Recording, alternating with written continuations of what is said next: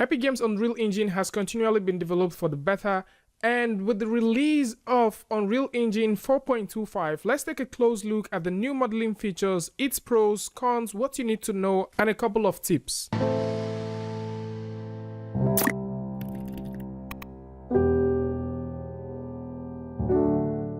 Hey, what's up guys, and welcome back to askNK. So today we're going to take a look at how you can start modeling with Unreal Engine 4.25.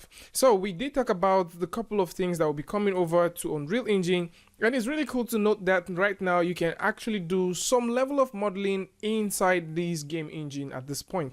So for you to get started, all you need to do is get Unreal Engine, and with this open, you need to go over to the edit, go to plugin, and within plugin, you need to go over to the editors, and under the editors, you actually need to make sure that every single thing that has to do with poly modeling is turned on. This is very, very important, as you may not be able to have access to the editors that you'll be needing for your poly modeling if this is not turned on. With that done, next thing you need to do is hit the restart.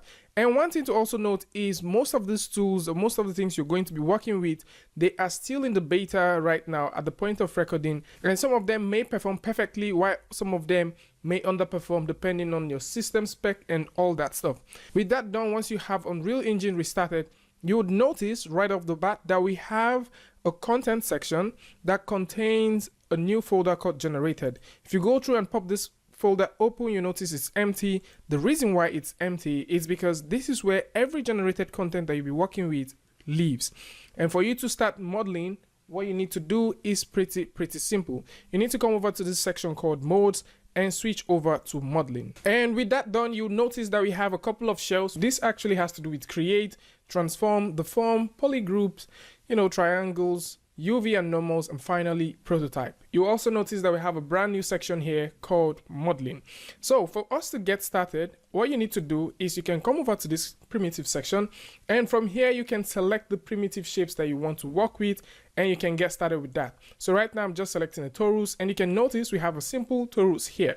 If you want to get more subdivisions, you can come over here and increase it. The subdivision is actually something that is transferable, as if we switch over to something like cone, we still have the exact number of subdivision, so it doesn't really restart itself, it just simply gets that subdivision there.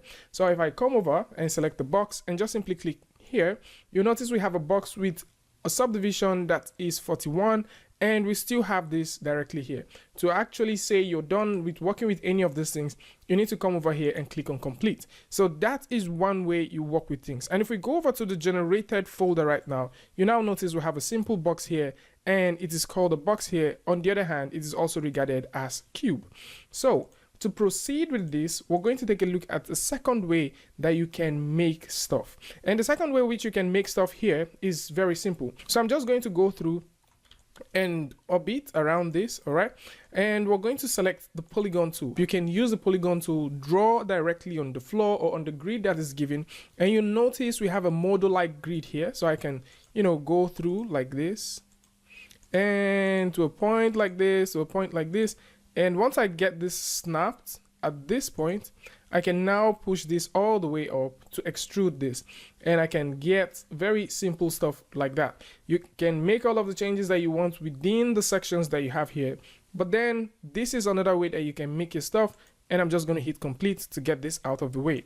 Now for the last way that you can create things, you can actually use something called the poly part. So for the poly part, it has a couple of sections, or it has a couple of modes, which we're also going to take a look at.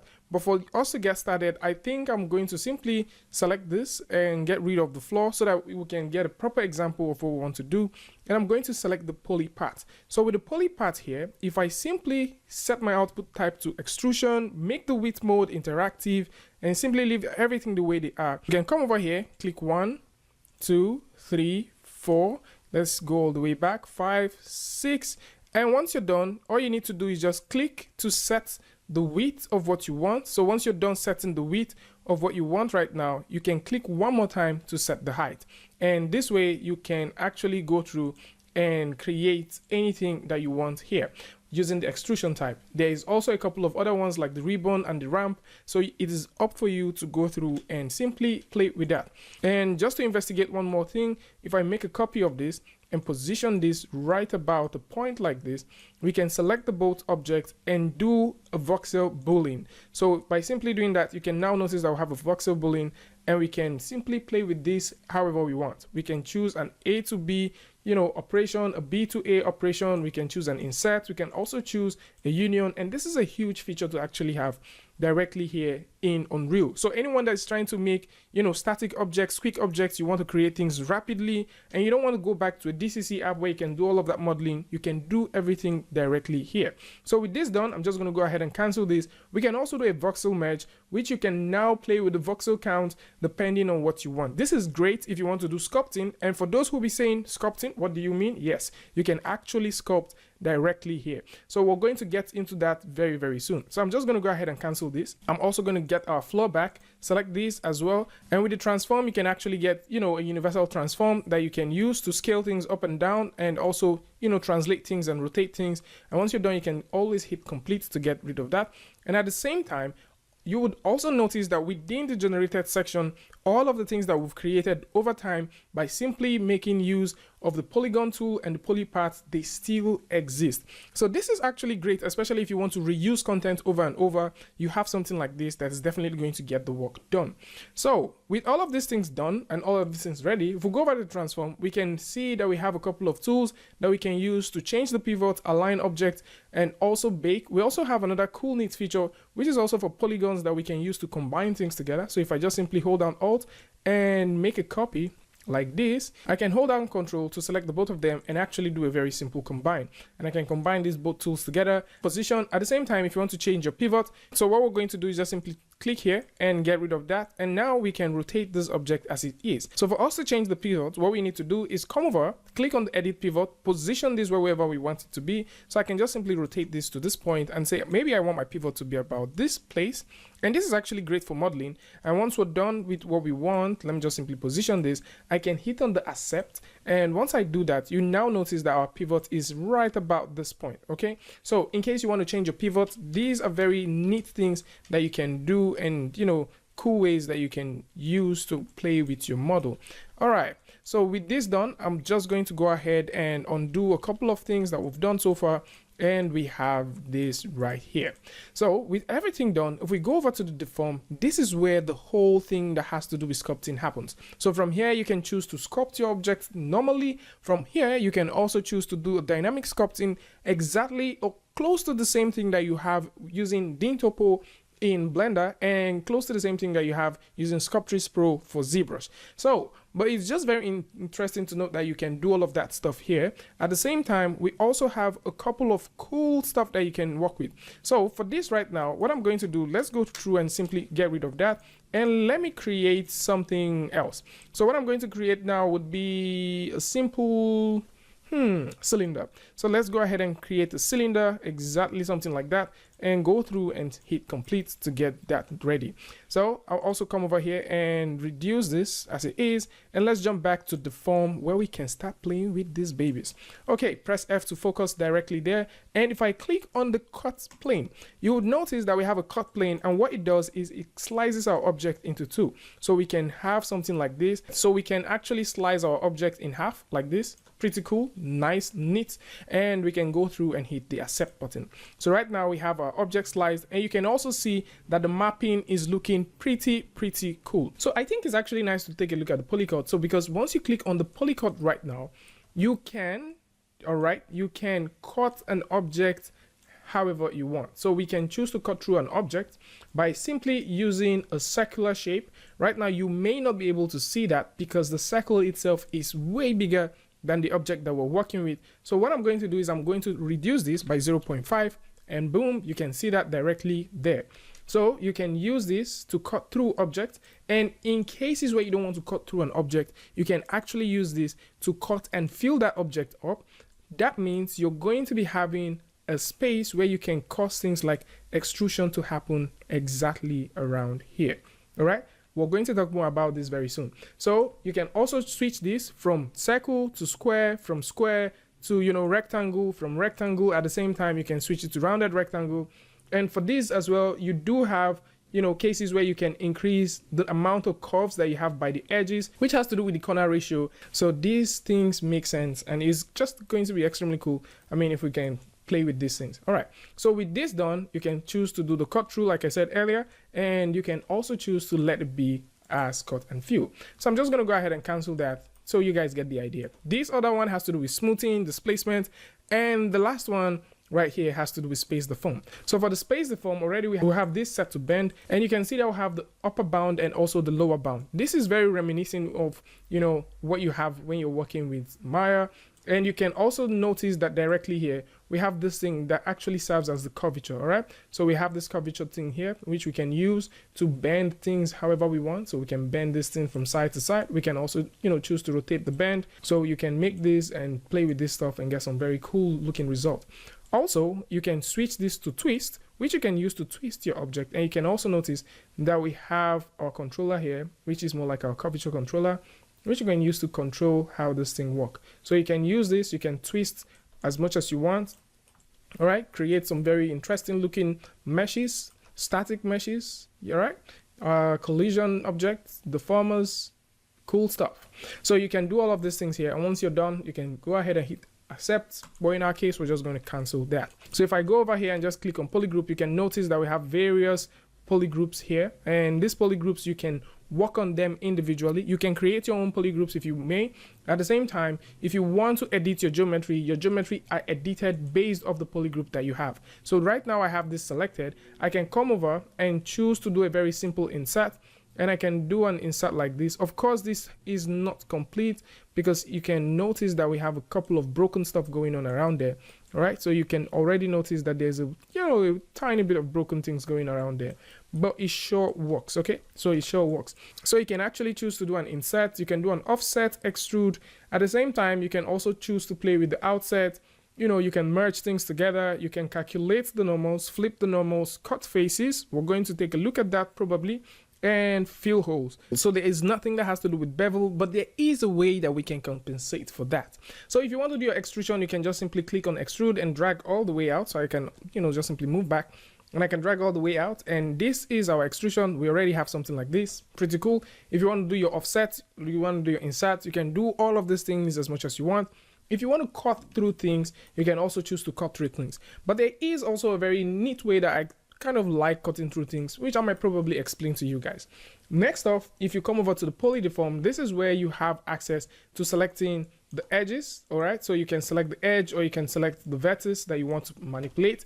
But if you just want to manipulate the face, this isn't the best option for you about this time. So what you can use is you can come over here and use the poly edit and select the face that you want to manipulate, and use this to manipulate the face however you want. If you just want to manipulate just very simple stuff, you can actually use the poly deform to do all of that. Here is where you can edit your attributes, and also you can get the inspector directly from here, where you can inspect your entire mesh and try to make sure that you can see where the UV seams are and all those stuff. At the same time, we do have places that has to do with triangles. This comes in handy when you're trying to remesh objects and when you want to simplify the model that you're working on. And how you can see this model is if you simply come over here and turn onto the brush, you'll be able to see your object as it is. So if I come through and just simply click on simplify, it's going to do the best it can to actually simplify this model. You can edit your materials from here. You can also choose to wet different edges, so in case you have things that you've cut open, you can weld those things here. Here is in charge for your UVs, so in case you're trying to make UVs, you're trying to make UVs out of polygroups. And by the way, how you create polygroups is very, very simple. By the way, I'm just going to go ahead and show you guys how you can create polygroups. So if you want to create a polygroup, what you need to do is you need to come over here. You can use the select, click, and then you can paint through and select certain edges. All right, I'm actually not holding any key right now, so just select the parts that you want. Now that you're done with this, you can proceed to making polygroup. You can also choose to reduce your brush size by simply doing that here, and you now notice we have a smaller brush size. Once this is done, you can come over here and click on create polygroup. And then you have your polygroup. How you can work with this is very, very simple. So let's say you want to deform this object one more time. You can simply come over here, and once you choose to say, actually we should go back here. Yeah, so once you choose the poly edit, you will be able to notice that we now have these sections that we selected earlier as a poly group. I think this is not completely where it should be at this point. I understand, since it's still in its beta, hopefully there's going to be a huge improvement coming to this later. Okay, so normally once you have all of these things selected, you'll be able to select the entire object at the single time. So once you click here, you should be able to select all of these and at the same time select this. This would be handy if you're trying to make things like, you know, you want to delete some parts. So for example, if you just want to delete an entire space, you can just get that and delete this all together. All right, at the same time, you can also choose to, you know, simply work with this. So the reason why I was going back and forth trying to explain to you guys this is just so in case you want to create poly group and you're wondering how you can make that, that is exactly how you can do that. So with this here, we can do an automatic unwrapping, which is going to take its time to do an automatic unwrapping for us. We can also choose to unwrap based off the groups, so we can do something like that, and you can already start noticing that we're having some very nice looking stuff here. Owing to the fact that we didn't have a perfect, you know, poly group, we don't have that happening here. But this is definitely nifty and clean. So in case you want to, you know, work with these things, these are ways that you can work with it. So for the prototypes, you can see that we have a couple of options that you can simply go through and play with. All right. So with all of these things done, I'm just going to select this object right now and rotate this. I'm also going to come here and stretch this a little bit. So next thing which I'll have to do is come over to the deform shelf. And so I'm just going to go through and select the poly cut. And right now I will switch these to rectangle. And as this is, I will also come through and just simply rotate this. And you can notice that we just have this in one side. All right. So I'm trying to create something that would look probably like, you know, either a donation box, a trash can, something like that. Yeah, you can go through and start making those very interesting looking stuff here. So with this, I'm just going to rotate this a little bit, and you would notice that it's cutting through this other side. All right, this is also something that you need to keep in mind. So we don't want this to cut through, so I'm just going to come over and set this to cut and fill. So with this set to cut and fill, I'm also going to come over here, and I also think maybe I should make this a little bit, I think the width a little bit like that, and also for the height, maybe we can kind of tighten it a little bit more. I also think the width is a little bit too much now. Okay, so we have something like that. This should guide you. If that doesn't guide you, you should use this, you know, as your guide to actually get what you're looking for first before you can commit to whatever you want. So right now I have this ready to go. I'll switch this back and go through and hit on accept. So with accept done, next thing I'm going to do is still select this object, go back to where I have my poly groups, select this. Now you notice I have this, go over and select the extrude, and I'm just going to extrude this a little bit inside. Of course, I already said this earlier that we do not have anything that has to do with bevels, and you might probably be asking, so how do you bevel these things? All right, so how we're going to bevel this is going to be very, very simple. Right now, I'm just going to raise this a little bit more, and I will use this more like the base. So I'm just going to go ahead and, you know, make this more like the base, squash this a little bit inside, and then we're going to go ahead and transform this. I'm just going to make a couple of copies actually. So let's just okay that and select this with a regular tool, and then position this right about here. So let's go through and just position this one here. Hold down Alt to click and drag. So you can make another copy. Select these two, hold down Alt, click and drag to make another copy right about there. All right, and next thing I need to do is grab onto these ones and also this, and I can also choose to do a combine, but then I would like to make this a voxel. So I'm just going to select everything and go through and make this in a voxel. And right now I'm making this a voxel. You can automatically see that it is more like a voxel object right now, and for some reason we have some sort of bevels going on around here. So if you're not comfortable with what you have, you can also choose to start increasing the voxel size. And if you want to see what the wireframe looks like, we already talked about this earlier, you can also choose to come over here and turn on the wireframe. So I'm just going to turn on the wireframe a little bit. And for something like this, it doesn't really look so crazy. Of course it is, but it doesn't look as crazy as, you know, you probably think it will. So I'm just going to set this back, and you can now see that we have something looking pretty cool like that. Now, if there are edges where you want to have some very interesting looking stuff going on for you, I'm just going to set this the way it is and switch this back. And you can still notice that it tries as much as possible to keep things intact. So if you want to proceed with maybe making some sculpts using the voxel that you have right now, we can also do that really easily.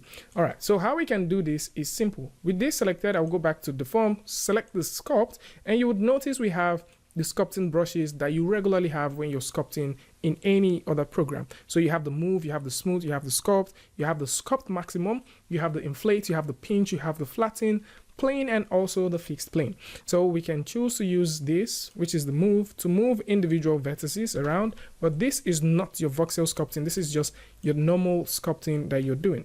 So in case you want to make some very intensive sculpts, you may not want to use this. All right, you may want to switch over to dynamic topology or the dynamic sculpting. All right, so these are very, interesting stuff that we have coming over to Unreal. This is the modeling section. If you want to go through and check out the sculpting, link is going to be in the description where you can download Unreal and you can start playing with that. This is a very simple walkthrough of how you can get things started, especially if you're looking into modeling using Unreal Engine 4.25. And yeah, I think there's a couple of things that needs to be fixed, things that has to do with proper beveling, and also there is also a couple of hitches here and there that I'm also thinking that the guys from Unreal Engine should do a good justice to. For the most part, the tools here can get you to a given point depending on what you're trying to get. And of course, it is worth noting that this isn't a modeling app, but then it has features that can actually accelerate your mode of operating using this tool for making some very simplified models. So with this here, we can also go in and start creating material. So in case you want to make your own material, you can also just simply create that material here and just drag it and drop directly onto your model, or you can select the model that you're working with and go all the way to where you have your material, and you already know we have that material there. At any point in time, you can choose to rename this either within the time you're creating this. For this, I'm just going to change this to bin, for example, and just let this be.